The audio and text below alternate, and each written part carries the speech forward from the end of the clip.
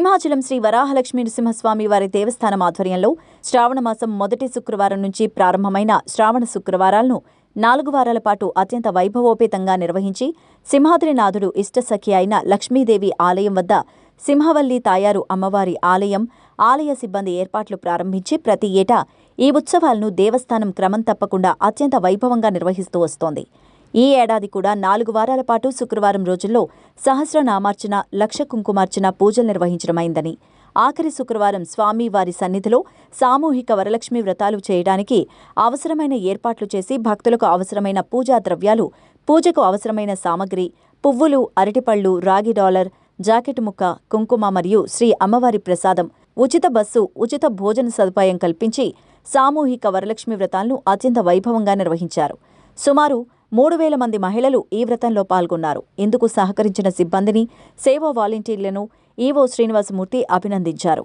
ఉత్సవాల నిర్వహణలో సింహాచలం దేవస్థానం అత్యంత ముందు వరుసలో ఉందని, ఇందుకు ఇంజనీరింగ్ అధికారులు, ఆలయ అధికారులు, సిబ్బంది చేస్తున్న కృషి ప్రశంసనీయమన్నారు. భక్తులకు ఉత్సవాల్లో కల్పిస్తున్న సదుపాయాలు అందరూ మన్ననలు పొందుతున్నట్లు అందుకు సమిష్టి కృషి కారణమన్నారు. ఏర్పాట్ల నిర్వహణలో ఆలయ కార్యనిర్వహణాధికారి శ్రీనివాసమూర్తి ఎప్పటికప్పుడు పర్యవేక్షిస్తూ భక్తులకు సకల సౌకర్యాలు కల్పించారు.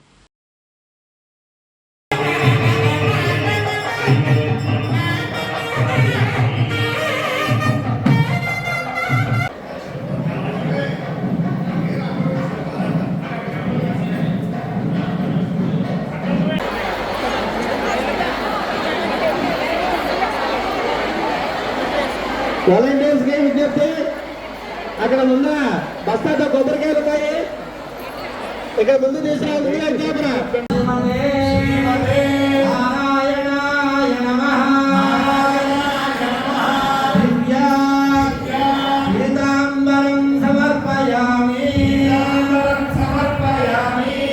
మళ్ళీ ఇంకో పుష్పాన్ని తీసి కింద పట్టుకోండమ్మా, మళ్ళీ చెప్పండమ్మా.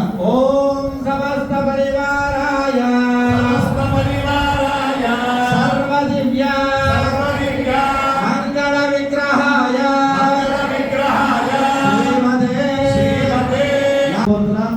అక్కడ ఏవైతే ఉన్నాయో, మీకు ఏవైతే కనుక అత్యంత సామాన్లు ఇచ్చారో వాటినే ఉపయోగించండి.